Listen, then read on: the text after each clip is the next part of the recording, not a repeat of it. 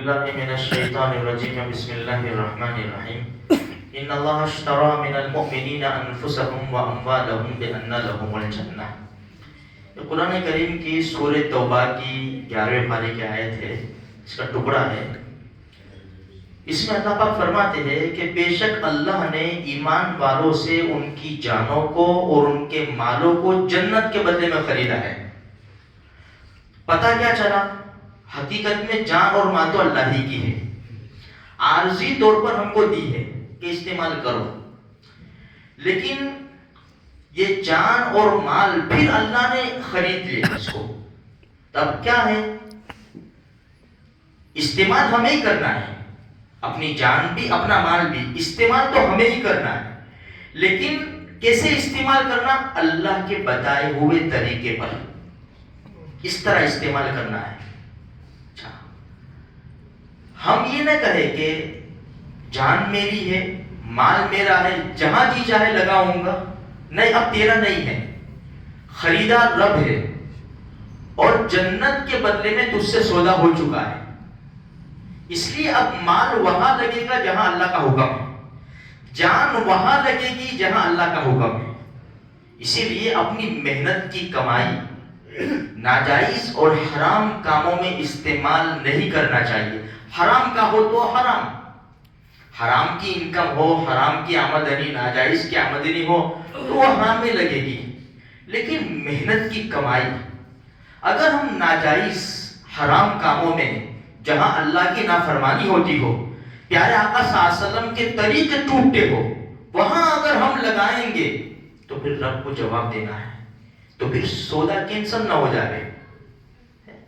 خریدار تو رب ہے، جنت ہماری ہے، ہم نے جنت کے بدلے میں جان مال دے دی ہے. اگر ہم نے اس کے خلاف کیا ہو سکتا ہے سودا کینسل ہو جائے، اللہ ہماری حفاظت فرمائے. دیکھو میرے بھائیو، یہ اتران ہے. اب سب نے تیاریاں کر لی ہے، یہ ٹیریس پہ چلیں گے، ایسا کریں گے، اتنے چل 516 دارو خانہ پڑیں گے. دیکھو ایک ہی چھوٹی سی بات، پیلسٹائن کا نقشہ سامنے لے لینا چاہیے کہ وہاں حالات کیسے ہیں. ان کے ہاتھ خالی ہے، انہوں نے کہاں لوٹایا؟ اللہ کے نام پر ہر چیز کو قربان کر دیا. مال تو گیا، گھر سب کچھ برباد ہوا، اپنی جان بھی دے رہے ہیں. اور جس کی جان نہیں جا رہی، کسی کا ہاتھ جا رہا ہے، کسی کا پاؤں جا رہا ہے. عجیب قسم کے حالات ہیں. انہوں نے تو برابر سودا کر لیا، وہ تو جنت کے حقدار بن گئے. جنت کے اندر ان کی سوسائٹیاں بن گئی، پیلسٹائن کے بچوں کی، جوانوں کی، بوڑھوں کی، سب کی. مسئلہ ہمارا ہے اللہ کا دیا ہوا مال جس کے پاس جتنا ہے کہیں غلط استعمال نہ ہو جائے. میرے بھائیوں، یہ 2 دن تو شیطان بھی شرماتا ہے. مسلمانوں کے محلے ایسے خطرناک کام انجام دیتے ہیں کہ شیطان کو بھی شرم آتی ہے. وہ بھی خوشحال ہے، چلو کرنے دو کر رہے ہیں. اس لیے تھوڑا سا سوچو، اپنے آپ کو بھی سنبھالو اور اپنی اولاد کو بھی سمجھاؤ. چلو ہم نہیں پھوڑتے، ہم پتنگ نہیں بڑھاتے، کچھ بھی، ٹیریس پہ تو جاتے ہیں نا، دیکھنے تو جاتے ہیں. ارے حد یہ ہو جاتی ہے، خود تو جاتے ہیں اور بوڑھے ماں باپ نیچے قرآن پڑھ رہے، تسبیح پڑھ رہے، ان کو بھی لے جاتے ہیں. چلو نا اماں چلو، بہت مزہ آتا ہے، اوپر دیکھو انجوائے کیا. اب وہ بھی بیچارے آدھا گھنٹہ ان کو اوپر چڑھتے لگتا ہوگا، ان کو بھی لا کے بٹھا دیا، وہ بھی دیکھ رہے ہیں. اب میرے بھائیوں، ہم شرم کریں. یہ تو اب ایسا ہو گیا کہ ٹیریس پہ کھلا آسمان ہم آستینیں چڑھا کے آ گئے رب کے سامنے. سوچے تو صحیح ہم. دیکھو اللہ کی لاٹھی میں آواز نہیں ہے نا، دیکھ رہے ہیں نا ابھی 2 دن سے اللہ کی لاٹھی میں آواز نہیں ہے. اِنَّ بَطْشَ رَبِّكَ لَشَدِيدٌ، رب کی پکڑ بڑی سخت ہے.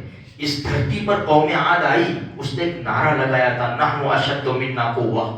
آج جو نعرہ لگ رہا ہے نہ، ہم سے زیادہ طاقتور کون ہے، ہم یہ کر دیں گے، وہ کر دیں گے. اولم یروا، دنیا میں سے کسی نے جواب نہیں دیا.